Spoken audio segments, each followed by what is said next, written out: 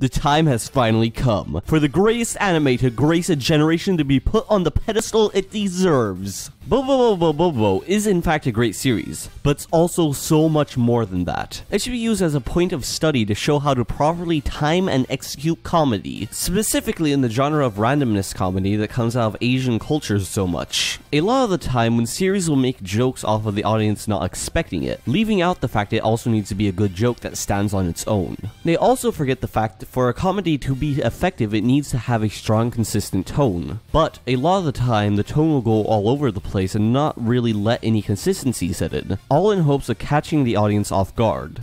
These are all misguided attempts at this style of comedy, but there is one series that stands above the rest. Bobobo is a legendary anime that cannot be topped. It is such a prime example of great comedy that it should be studied. If someone wants to broaden their comedy skills, then this is a must-watch series. I know that a lot of my comedy got developed from watching Bobobo. A consistent focus on comedy, even though it's a battle manga, ability to undercut its own characters to make them more endearing, and how it can so accurately break down its shonen brethren with its razor-sharp satire. But possibly, most important, it's not a perfect show by any means. That might at first sound contrary to my thesis, but the reason that its failure truly makes it worth studying is because of the fact one can learn far more from failure than success. From overuse of jokes, underdeveloped characters, and some clear mismarketing and budgeting that led to the cancellation of the series prematurely, these are all the things I thought about the most in regards to the series, and they're also what I learned the most from. That's why it's far more important to learn from an anime like this instead of something like One Punch Man that is polished beyond belief, or Dragon Ball that doesn't really break any molds and quickly gets riddled with beyond too many flaws that analyze properly while trying to learn from. Also, I just happen to be partial to the idea of studying satire.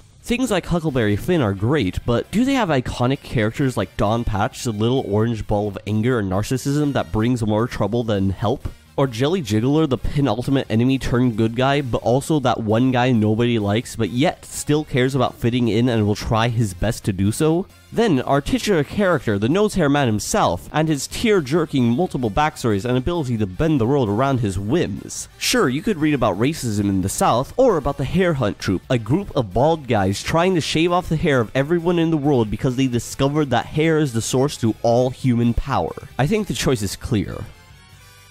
Hi everybody, thanks for watching this analysis of why Bobobo-bo-bobo should be a point of study, and yes, I am 100% serious in everything in this video. I think Bobobo-bo-bobo has great comedy, and it is also just, in general, a great series that everyone should watch. So, if you enjoyed this, maybe check out Bobobo-bo-bobo, and also go to my Patreon and give me $20. Yes, please, go.